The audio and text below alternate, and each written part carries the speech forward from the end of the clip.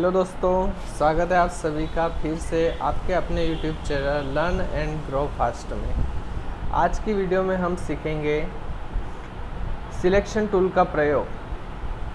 Painting में selection tool का प्रयोग कैसे करना है, आज की वीडियो में हम इस विषय पर बात करेंगे। ठीक है, तो सिलेक्शन में सबसे पहले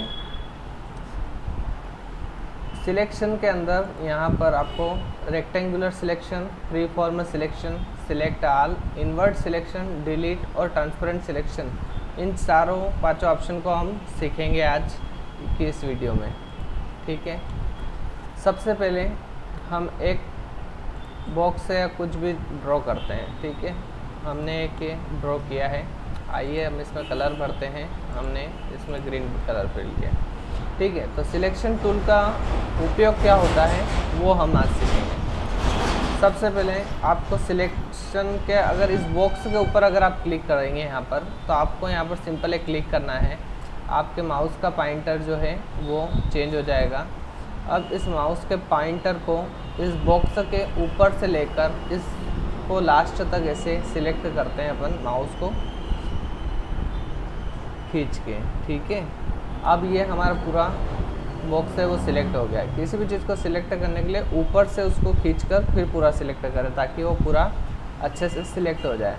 अब ये जब ये पूरा सिलेक्ट हो जाता है, अब आप सिलेक्शन के फ़ायदा क्या होता है, आप इसको यहाँ से कहीं पर भी उठाकर ले जा सकते हो। ठीक है, किसी भी कॉर्नर में आपको कहीं पर इसको रखना है तो आप उसे कहीं पर ले जा सकते हो। दूसरी बात, सिलेक्शन में हमने सीखा था कि कट कॉपी पेस्ट वर्क तभी करता है जब आप किसी चीज़ को सिलेक्ट कर लेते हो। अब आपने सिलेक्ट कर लिया है तो आप आपके कट कॉपी पेस्ट के ऑप्शन भी ओपन हो चुके हैं। ठीक है, अब आप इसको क्रॉप भी कर सकते हैं, रिसाइज भी कर सकते हैं, रोटेट भी कर सकते हैं। ये सारे ऑप्शन आपके सिलेक्ट करने के बाद वर्क करेंगे। ठीक है, तो आपने एक तो सिलेक्शन का तरीका सीखा, रेक्टेंगुलर सिलेक्शन, जिसमें एक चौकोर डिब्बे के समान हम व्यवस्थित पेंटिंग को सिलेक्ट कर सकते हैं। ठीक है, अब बात करते हैं यहाँ से डॉट पर जाकर क्लिक करते हैं। तो सबसे पहला ऑप्शन हमने रेक्टेंगुलर सिलेक्शन सीखा। दूसरा ऑप्शन आता है इसमें free form selection. Free form selection को कैसे यूज़ करते हैं आइए देखते हैं। हम यहाँ पर एक चीज़ और ड्रॉ कर लेते हैं। हमने यहाँ से एक पेंटिंग ड्रॉ करी है, ये वाली। ठीक है, इसको मैंने खींच के बड़ा कर लिया है यहाँ से। अब मैं यहाँ पर इसमें एक कलर फिल कर देता हूँ। ठीक है, और अब मैं चाहता हूँ फ्री फॉर्म सिलेक्शन करूँ। ठीक है, तो यहाँ से आप फ्री फॉर्म सिलेक्शन ऑप्शन को क्लिक करके सिलेक्ट कीजिए। अब फ्री फॉर्म सिलेक्शन में क्या होता है, आप चाहते हैं कि इस बॉक्स के अंदर मैं कुछ फ्री फॉर्म सिलेक्शन करूँ, यानी कि मैं सिर्फ माउस के लेफ़्ट क्लिक को दबा के रखूँगा और जिस शेप में मुझे सिलेक्ट करना है, मान लो मुझे इस प्रकार से सिलेक्ट करना है, ये मैंने पूरा सिलेक्ट कर लिया। ठीक है, और जैसे ही मैंने लेफ़्ट क्लिक को कर्सर को छोड़ा तो ये वापस एक बॉक्स के समान बन गया है।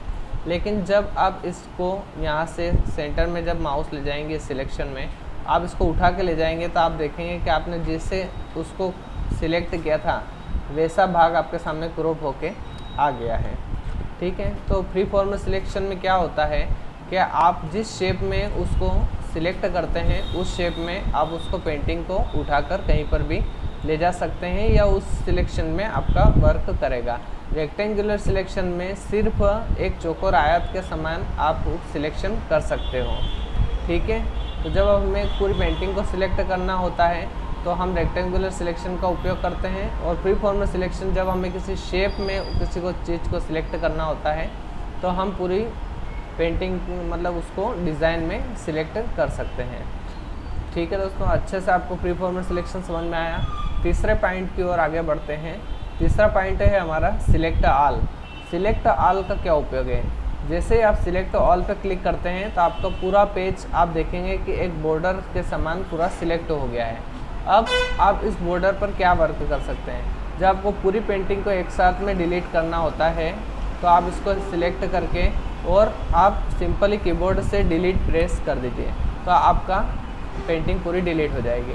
अभी मैं वापस पेंटिंग को लाने के लिए कंट्रोल Z ऑप्शन का प्रयोग कर रहा हूँ। ठीक है दोस्तों, ठीक है, अब हमने कंट्रोल Z ऑप्शन को प्रयोग किया। वापस से हमारी पेंटिंग जिस पोजीशन में थी वहाँ पर आ गई है। ठीक है, अब ये सिलेक्ट ऑल का जो ऑप्शन है, या आप यहाँ से भी सिलेक्ट कर सकते हैं, या कीबोर्ड से आप सिंपली कंट्रोल ए प्रेस करेंगे तो आपकी पेंटिंग वैसे भी सिलेक्ट हो जाएगी। ठीक है, और इस पेंटिंग को आप कहीं पर भी आसानी से इधर उधर खिसका सकते हैं। ओके, तो ये होता है सिलेक्ट ऑल ऑप्शन का प्रयोग करना। अब बात आती है दोस्तों अगले ऑप्शन की।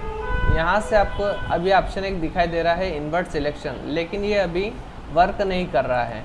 इन्वर्ट सिलेक्शन क्या होता है, आइए सीखते हैं। अभी तक हमने सीखा पेंटिंग को सिलेक्ट करना, जैसे हम रेक्टेंगुलर सिलेक्शन की सहायता से इस पेंटिंग को सिलेक्ट करते थे। तो जिस चीज़ को हम सिलेक्ट करते थे सारे ऑप्शन उस चीज़ पर वर्क करते थे। जैसे मैंने इस पेंटिंग को सिलेक्ट किया है, इस बॉक्स को, तो अगर मैं डिलीट प्रेस करूँगा तो यहाँ से मेरी ओरिजिनल पेंटिंग जो मैंने सिलेक्ट की थी वो डिलीट हो जाएगी। इन्वर्ट सिलेक्शन का मतलब होता है उल्टा सिलेक्शन। यदि आप जैसे इस पेंटिंग को सिलेक्ट करते हैं सबसे पहले रेक्टेंगुलर सिलेक्शन की सहायता से, और उसके बाद आप सिलेक्शन के वापस वहाँ जाके, और ये देखिए अब इन्वर्ट सिलेक्शन का ऑप्शन ओपन हो चुका है। अब इसके ऊपर यदि आप क्लिक कर देते हैं तो इससे क्या होता है कि जो भाग आपने सिलेक्ट किया था उसका विपरीत भाग इन्वर्ट सिलेक्शन हो जाता है। यानी कि आपने ये सिलेक्ट किया था तो इसके बाहर का भाग जितना भी है वो इन्वर्ट सिलेक्शन में सिलेक्ट हो चुका है। अब अगर मैं डिलीट प्रेस करूँगा तो ये पेंटिंग को छोड़ के बाकी का भाग डिलीट हो जाएगा। देखा आपने दोस्तों, तो ये वर्क करता है इन्वर्ट सिलेक्शन के अंदर। ठीक है, और यही चीज़ आपकी, अभी मैं कंट्रोल जेड करके वापस एक स्टेप पीछे जा रहा हूँ। ठीक है, यही चीज़ आपकी फ्री फॉर्मेट सिलेक्शन पर भी वर्क करेगी। यदि आप फ्री फॉर्मेट सिलेक्शन यहाँ से लेते हैं और आपने यहाँ से ड्रॉ किया है, ठीक है, और आपने यहाँ से एक पेंटिंग ड्रॉ करी है, ये आपने पूरा ऐसे करके सिलेक्ट किया है, तो यदि आप यहाँ से सिलेक्ट में जाके इन्वर्ट सिलेक्शन पे क्लिक करेंगे तो आपने जो सिलेक्ट किया था उसको छोड़कर बाकी का एरिया जितना भी है वो आपका डिलीट हो जाएगा, यदि आप कीबोर्ड से डिलीट प्रेस करते हैं तो। ठीक है, इस प्रकार से हम इन्वर्ट सिलेक्शन का प्रयोग करते हैं।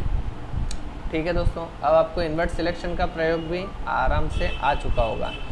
जैसा कि हम सिलेक्ट करने के बाद में यहाँ से जैसे रेक्टेंगुलर सिलेक्शन लेते हैं और हम इस पेंटिंग को पूरा सिलेक्ट करते हैं, तो हम कीबोर्ड से डिलीट कर रहे थे, एक ऑप्शन यहाँ पर भी रहता है, आप यहाँ से भी डिलीट कर सकते हैं, लेकिन ये भी तब वर्क करेगा जब आप पेंटिंग को सिलेक्ट करेंगे। अब आपने पेंटिंग को सिलेक्ट कर लिया है और आप यहाँ से डिलीट प्रेस करेंगे तो आपकी पेंटिंग डिलीट हो जाएगी। ठीक है, तो अब हम बात करते हैं लास्ट ऑप्शन ट्रांसपेरेंट सिलेक्शन की। ट्रांसपेरेंट सिलेक्शन क्या वर्क करता है, देखिए इसको समझने के लिए हमने एक यहाँ पर एक बॉक्स ड्रॉ किया है, इसको मैं ब्लैक कलर दे देता हूँ और इसके अंदर मैं अभी एक कलर फिल कर रहा हूँ, जैसे कि मैंने ये वाला कलर फिल किया। अब मैं स्टार बनाता हूँ यहाँ पास में। ठीक है, मैंने यहाँ पर एक पास में स्टार बनाया है, या कुछ भी आप ड्रॉ करते हैं, ये मैंने इसको कलर दे दिया है या फिर मैंने ये कलर दे दिया। ठीक है, अब मैं चाहता हूँ कि ये जो स्टार है इसको मैं उठा के इस बॉक्स के अंदर ले जाऊँ, तो उसके लिए मुझे सबसे पहले इसको सिलेक्ट करना पड़ेगा, तो मैंने इसको सिलेक्ट किया। अब आप देख रहे होंगे कि मैं इसको उठा के कहीं ले जा सकता हूँ, तो अब मैं इसको उठा के ले जाता हूँ इस बॉक्स के अंदर, तो आप लोग देखेंगे कि इसके अंदर दिक्कत क्या आ रही है कि जो स्टार बना हुआ था और जो भाग मैंने स्टार के अलावा बाहर का जो सिलेक्ट किया है, यानी कि वाइट बैकग्राउंड, ये भी हमारी इस इमेज के साथ में आ रहा है। तो इस समस्या को सॉल्व करने के लिए हमें एक ऑप्शन मिलता है, यहाँ पर सिलेक्ट में जाके आप ट्रांसपेरेंट सिलेक्शन पर क्लिक कर देंगे, तो अब यदि आप इसको स्टार को उठा के ले जाते हैं तो आपके सामने वो चीज़ वाइट बैकग्राउंड जो आपने सिलेक्ट किया था वो नहीं आएगा। वही चीज़ आपकी हर जगह काम करती है। यदि आपने एक बॉक्स ड्रॉ किया है और इसके अंदर आपने कलर फिल किया है, मान लो ये वाला आपने कलर फिल किया है, अब आप टेक्स्ट लिखते हैं। ठीक है, आपने यहाँ पर कुछ टेक्स्ट लिखा है। ठीक है, अब मैं यहाँ पर लिखता हूँ, जैसे राम नाम का लिखा हुआ है, इसको मैं ब्लैक कलर दे देता हूँ। ठीक है, अब आपका नाम लिखा हुआ है, आप चाहते हैं इस नाम को आप उठा के इसके अंदर ले जाएं, तो आप सिलेक्शन की सहायता से आप इसको सिलेक्ट करेंगे। लेकिन हो क्या रहा है अभी इसमें वाइट बैकग्राउंड पीछे का दिख रहा है, लेकिन ये जब तक यहाँ पर ट्रांसपेरेंट सिलेक्शन में राइट का चिन्ह है तो कोई दिक्कत नहीं आएगी। यदि आप यहाँ से उठा के ले जाएंगे तो अब आपका राम बिल्कुल व्यवस्थित जाएगा। ठीक है, अब यदि आप यहाँ से ट्रांसपेरेंट सिलेक्शन का हटा देते हैं तो आप देखेंगे वाइट बैकग्राउंड भी आपके साथ में आ रहा है। तो हमें ट्रांसपेरेंट सिलेक्शन पर क्लिक रखना है, तो हमारी पेंटिंग जो है व्यवस्थित और सही से बन जाएगी।